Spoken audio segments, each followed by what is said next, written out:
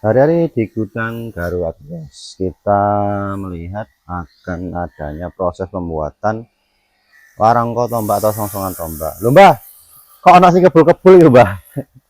Ilas ta Mbah? Oh, dupo. Oh, Mbah ya yang minta rokok ya. Baik. Sanes jenengan nggih Mbah nggih. Mbah pusaka nggih. Coba pusakanya ditunjukkan Mbah. Koro welang.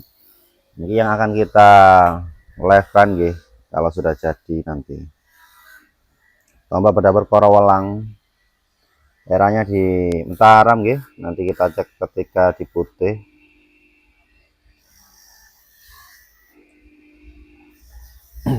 1 2 3 4 5 6 7 8 9 10 11 12 13 13. Matoknya iras. Mbah, amit.